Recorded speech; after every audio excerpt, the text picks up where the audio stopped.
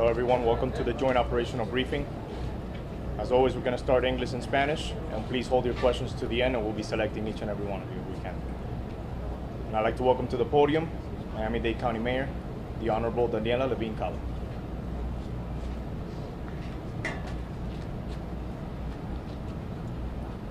Good evening, everyone.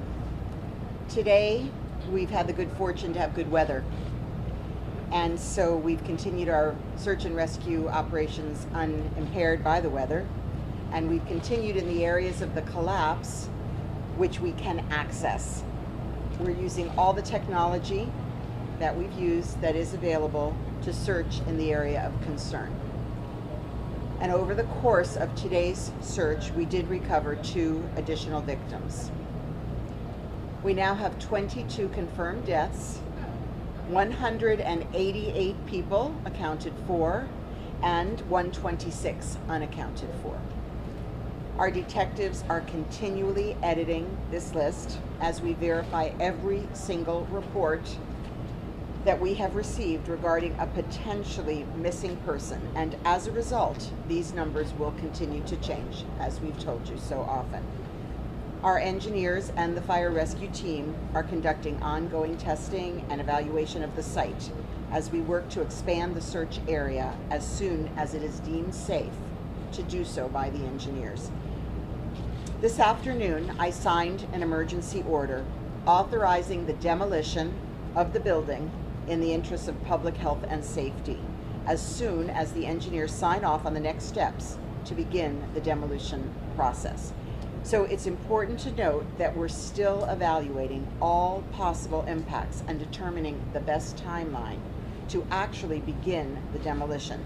Signing the order now is important so that it can help us move quickly as soon as we decided the best methodology to demolish and the specific start date. Our top priority remains search and rescue. I want to be very clear about that, and we will take no action that will jeopardize our ability to continue the search and rescue mission. I want to acknowledge that this was not a decision we made lightly, and I know especially how difficult this is for the families who escaped the building and who have lost their homes and their belongings. The building poses a threat to public health and safety, and bringing it down as quickly as possible is critical to protect our community.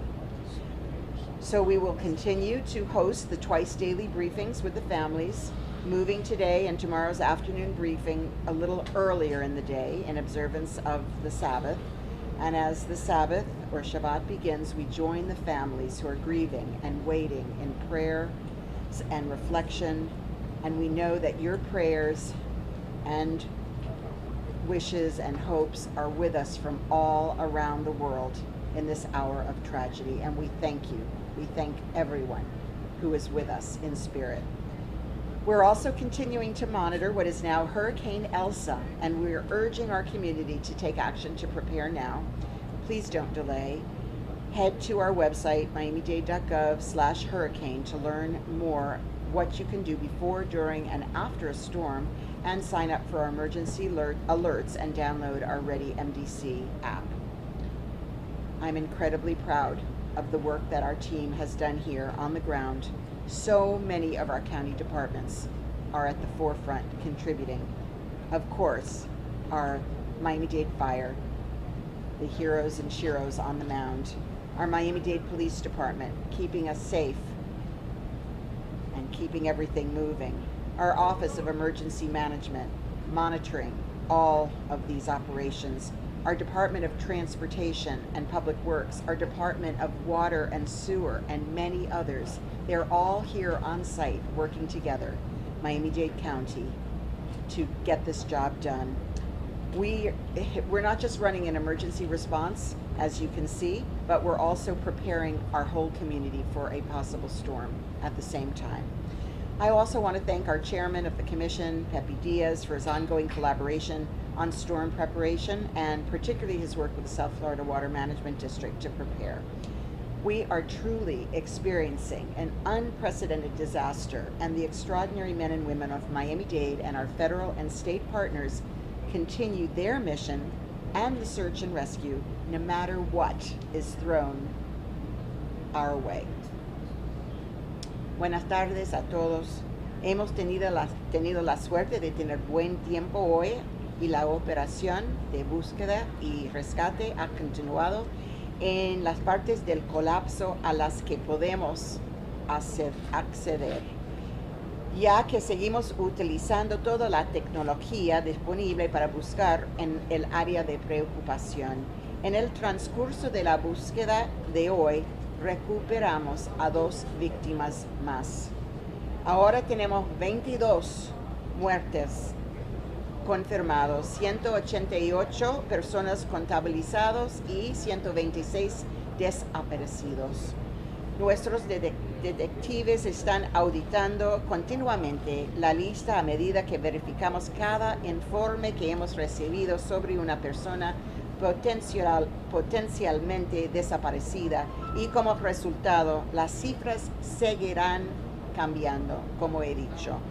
Esta tarde yo firmé una orden de emergencia que autoriza la demolición del edificio en interés de la salud y la seguridad pública, tan pronto como los ingenieros firmen los siguientes pasos para comenzar el proceso de demolición. Es importante tener en cuenta que todavía estamos evaluando todos los impactos posibles y determinando el mejor cronograma para comenzar la demolición.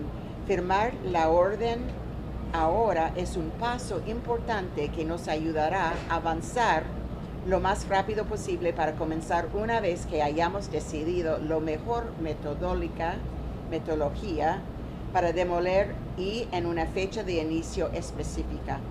También continuamos monitoreando lo que ahora es el huracán Elsa, y le pido a nuestra comunidad que comience a tomar medidas para prepararse ahora. Por favor, no se demore.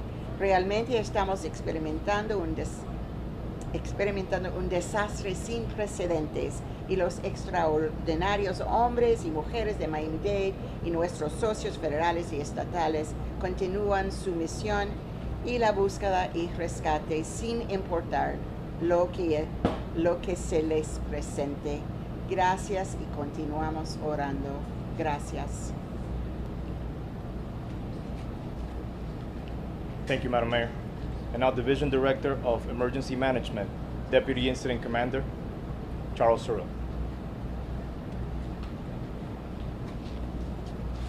Good afternoon, everyone. Based on the latest advisory, Hurricane Elsa continues to strengthen.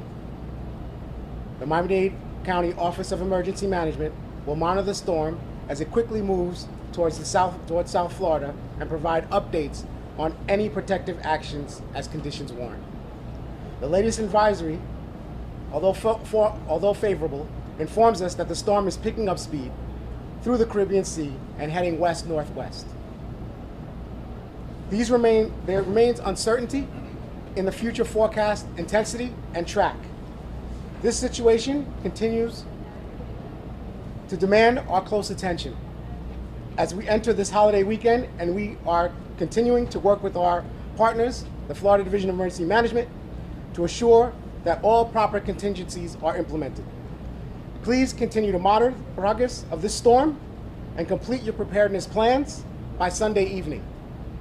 If you'd like more information on hurricane preparedness, please visit miamidade.gov/hurricane or download the Ready MDC app. The ongoing search and rescue mission, as well as providing assistance for the survivors and their families, remains our highest priority. Our Family Assistance Center service hours are from 12 p.m. to 5 p.m., 7 days a week. The 26 organizations on site continue to provide mental health, grief counseling, financial assistance, lodging, travel, and many other services to those in need. Since this morning's briefing, an additional 17 families were able to receive services. That brings our total number of 80 families who have been assisted at the Family Assistance Center. Thank you. Thank you, Mr. Surrell.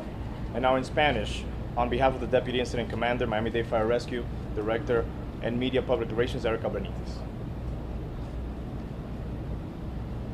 Muy buenas tardes. Una vez basado en el último aviso de huracán Elsa, continúa fortaleciéndose la Oficina de Manejo de Emergencia de Miami-Dade, continúa monitoreando la tormenta a medida que avanza rápidamente hacia el sur de la Florida. El último aviso nos informa que la tormenta está ganando velocidad a través del Mar Caribe y se dirige hacia el oeste-noroeste. Urgimos a todos que continúen haciendo sus preparaciones y estén listos para la llegada de esta tormenta. Si desea obtener más información de cómo prepararse, visite miamidade.gov/hurricane y también descargue la aplicación Ready MDC. Por supuesto, la misión de nosotros continúa siendo esa misión de búsqueda y rescate, así como brindar apoyo a los sobrevivientes de esta tragedia y a sus familias. El horario de servicio de nuestro centro de asistencia familiar es de 12 de la tarde a 5 de la tarde los 7 días de la semana. Las 26 organizaciones en el lugar continúan brindando servicios de salud mental, consejería de duelo, ayuda financiera, de alojamiento, viajes y muchos otros servicios. Muchas gracias. Thank you, Erica. From the Florida Division of Emergency Management, Director Kevin Guthrie. Good evening. As Charles has already mentioned, the division is continuing to monitor Hurricane Elsa in conjunction with Miami-Dade Emergency Management. Our state meteorologist reported that the impacts to South Florida from Elsa remain possible and it could occur as early as overnight Sunday through Monday. At the 5:15 or the 5 o'clock positioning, it was a slight improvement for the area of Miami. Floridians in the area should be on alert for tropical storm or hurricane watches that may be issued by the National Hurricane Center this weekend. While there remains some uncertainty in the track and intensity forecast, Floridians are encouraged to check and restock their emergency kits, review their hurricane plans heading into this holiday weekend, and prepare for the possibility of heavy rain, strong winds, tornadoes, and storm surge impacts. Also, as of today, all 5 Type 1 USAR task forces from Virginia, Ohio, New Jersey, Pennsylvania, and Indiana are on the ground. I'm thankful for our federal partners who are assisting with the relief of some of our Florida USAR teams who can turn their focus now to assisting with potential hurricane response. I also want to provide a brief update on recent state response efforts. First, the division continues to provide PPE, spare boots, and other clothing items to USAR responders to ensure that added protection and safety while working on site.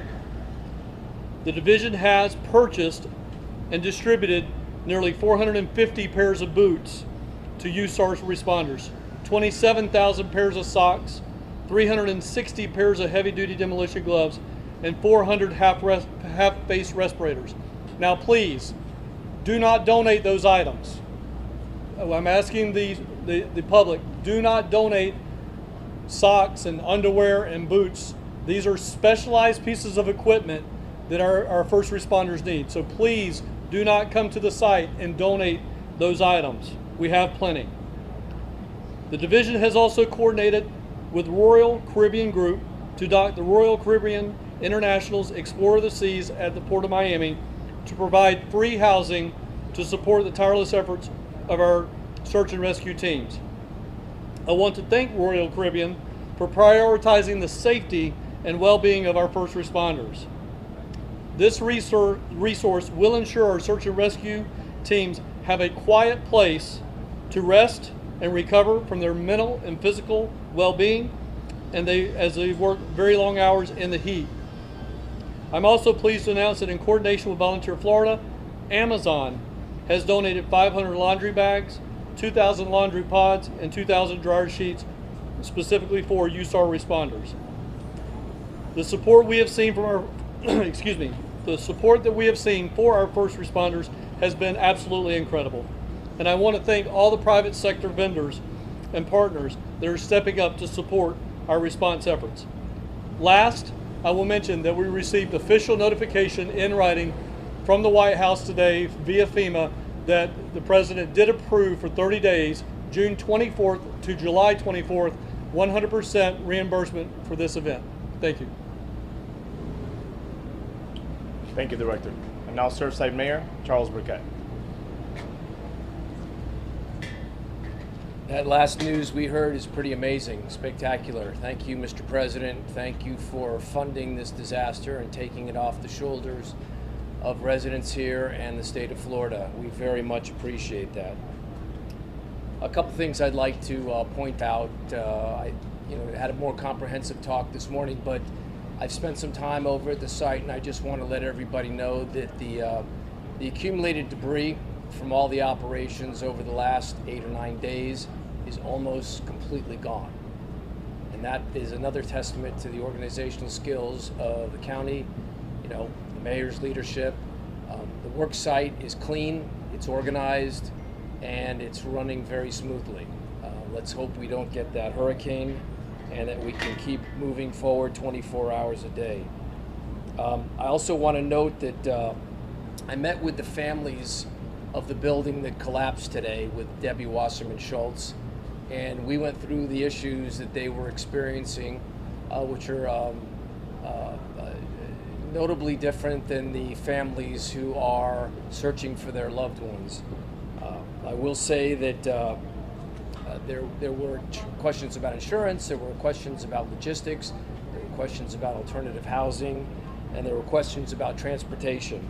I think it's important to repeat, I think I said it this morning, but Chief Brian Rafke has instituted a shuttle, a tram that's going to go around the whole area. It's going to go from the Seaview all the way down south to the community center and back, and it's going to operate every 20 minutes for families that need to hop on and get to different meetings or briefings.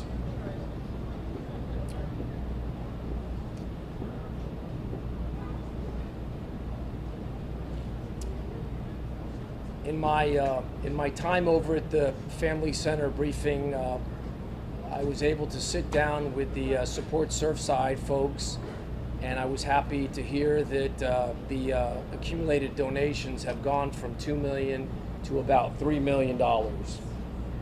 We remain focused on pulling everybody out of the rubble. It's our only objective, and we will stay focused on that while we support the families. Thank you. Thank you, Mayor. Miami-Dade Fire Rescue Chief Alan Komisky. Good evening. Our search operations are still ongoing.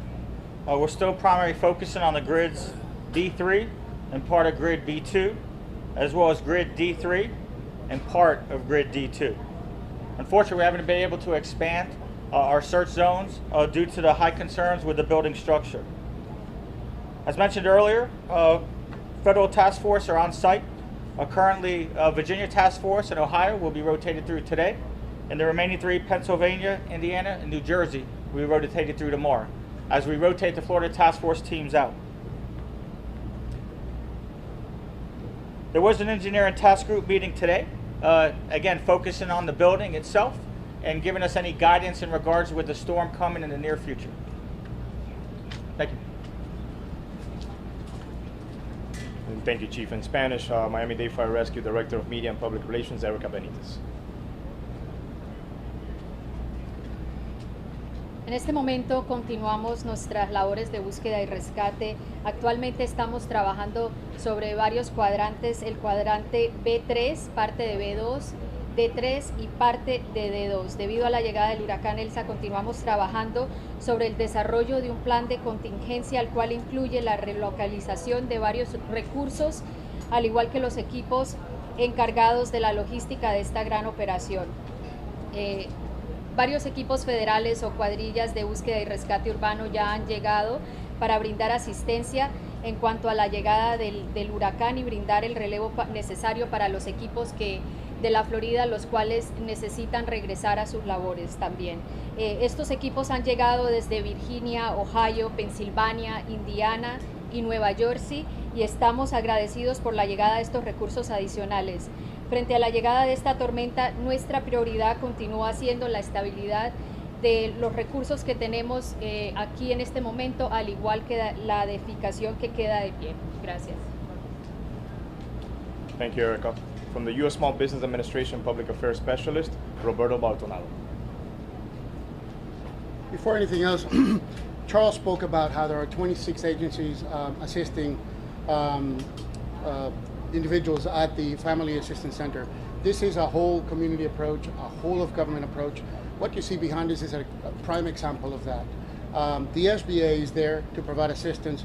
However, we encourage people to visit sba.gov/disaster. Businesses can actually find information, valuable information on how to prepare, on how to apply, on how to submit that application, the documentation that is required for you to be able to prepare and submit that application, whether you do it online, and again at sba.gov/disaster, or whether you visit us at the Family Assistance Center. By the same token, our teams are providing assistance to the families and friends and individuals who are in need. Our neighbors, our homeowners and renters are encouraged to come over to the Family Assistance Center and speak to one of our agents one-on-one for support.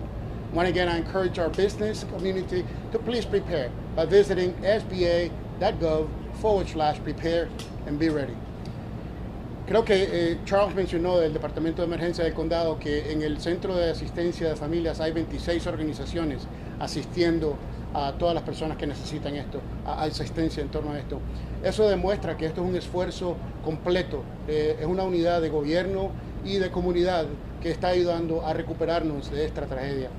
Por la misma razón, incitamos a toda la comunidad de negocios a que visite sba.gov/desastre y se informe de cuáles son los documentos que necesita para formular su aplicación y enviar esa aplicación, la cual también la puede presentar a través de sba.gov/desastre.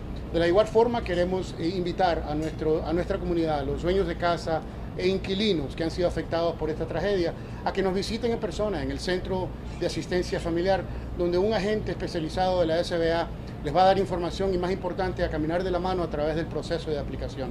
Por último, quiero invitar a nuestra comunidad de negocios a que visite sba.gov/prepare y considere estar preparado para esta tormenta que se nos acerca. Thank you. Gracias. Thank you, Mr. Baltonado. And now our career translator, Lionel Larrable. Bonsoir tout le monde. Nous sommes très contents que temps que nous gagnons après-midi à permettre que le travail nous continue fait et recherche à continuer gens que ont commencé avant. Nous sommes capables de dire pendant la journée aujourd'hui, nous gagnons 2 morts additionnels et ça qui porte la quantité de morts à 22. Il y a 188 personnes qui ont trouvé et les gens qui ont pu joindre monté à 126. Ingénieurs avec l'équipe pompier ont continué à faire des tests pour être capable d'élargir la zone, pour être capable de continuer à faire recherche. Et magistrat Daniella Levine Cava a signé un décret exécutif qui permet que soient capable de passer à la démolition. Mais étant donné que il y a dans l'intérêt tout le monde et dans l'intérêt public, là, on travaille sur ça qui a un rapport avec ça que la démolition a représenté et reste bâtiment pour santé publique. Donc, il va considérer toute étude avec toute approche qui est nécessaire pour faire ça sans que ne pas représenter danger pour personne. Priorité nous, rester recherche avec récupération tout ça que nous sommes capables de joindre en tant que monde ou en tant que corps qui était. Elsa était sur route nous jusqu'au Nia. Elsa nous toujours préparé pour lui et ça qui arrive qu'on y a monde qui besoin d'informations sur Elsa. Vous pouvez aller dans miami-dade.gov/hurricane. Nous sommes fiers en pile de travail que l'équipe nous a accompli sur place et l'équipe dans tout département nous. Nous continuons à faire recherche avec travail et récupération. Nous espérons très bientôt nous capables d'avancer et nous capables de finir avec le travail. Merci en pile. Thank you, Mr. Larrable. And now we're going to open up for questions. Please raise your hand and wait to be selected and addressed who the question is going to be for. Go ahead, ma'am. Here. Are you going to demolish the building before the storm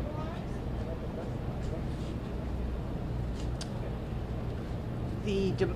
The demolition of the building is going to proceed based on the recommendations of the engineers. As we stated yesterday and as I stated today, that is going to take time. It's going to take most likely weeks. It is not possible either from an engineering or any other perspective to move more rapidly than that. And Madam Mayor, Elsa.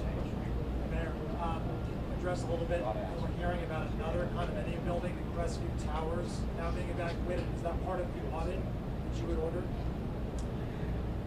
The City of North Miami Beach has taken the steps that we recommended to review to make sure that the recertification process was being done on a timely basis. And as I understand it, as a result of that audit, they found a building that had not been recertified, and when the information came in, they took some steps. Question. For Deputy Incident Commander Sorrell. So can you kind of walk us through what the plans are as you try to secure the area as it is? It looks to us, that there's still items on the terraces and things like that that should be considered flying objects, or this was during a storm.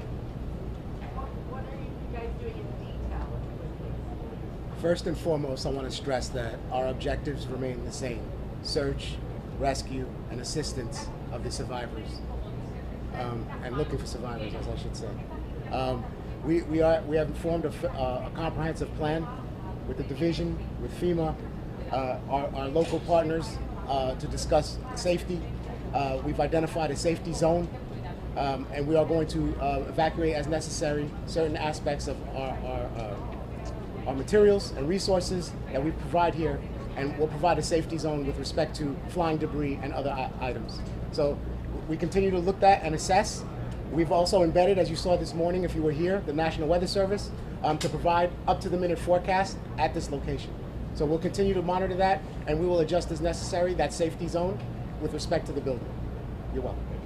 Question here from Madam Mayor.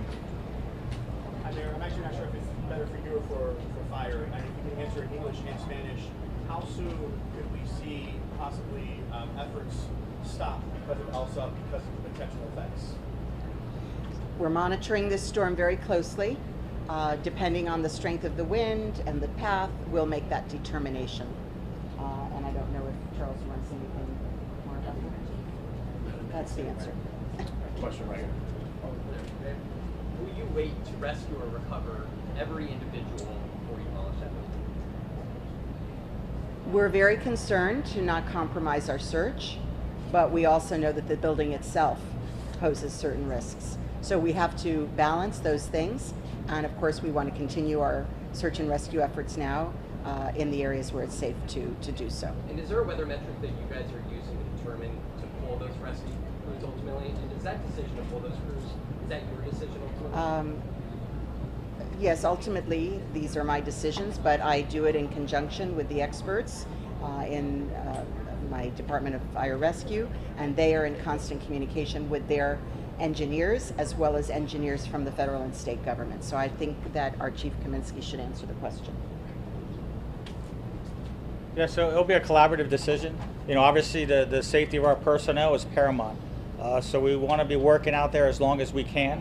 If winds increase, depending on the calculations and what the engineers advise us, we'll make that decision. We do have several safety officers that are out there monitoring the work site constantly. And we try to go as long as we can, but you've seen, unfortunately, with different other inclement weather and lightning that comes through, we've had periods that we've had to stop. But there's not like miles per hour of wind gusts that you guys are using as a benchmark, right? Nothing's been specific yet. The engineers are definitely doing calculations, and then they'll go into details, and then they'll make a decision on what direction we should go with that. Question. Wondering about the process of demoing the building and whether you think that it's going to be fine to push off until after the hurricane, and also whether the search and rescue effort completely halts while the building is being demoed. So again, we cannot move swiftly to demolish this building. The building needs to be carefully evaluated. We have many engineers working together to look at all of the circumstances, make the determination on the timeline. It cannot be before this storm. However, it is storm season. We know the building is unstable. We are going to move forward with demolition. We just have to do it in the safest possible fashion. As to where the demolition would fall, that is part of the calculus. There are many, many factors. There are many choices to be made, and all of that is being reviewed by the engineers. And final question. Obviously, there's been Fire chief, we're getting some reports that some firefighters out of state who are not vaccinated came down with COVID. Is there some testing going on now? Yes, one of the teams that in Florida but came outside of Miami-Dade, they did have a few COVID individuals. So we do have our medical procedures in place. Unfortunately, this is another challenge, but something that we've been dealing with for over the past year in regards to the medical field and our first responders, responding and managing throughout COVID. So we, remain within our protocols in that circumstance where we isolate.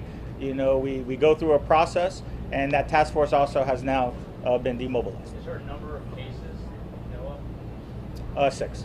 6? Thank you, everyone. folks. Thank you How all. long will it take for the building to come down?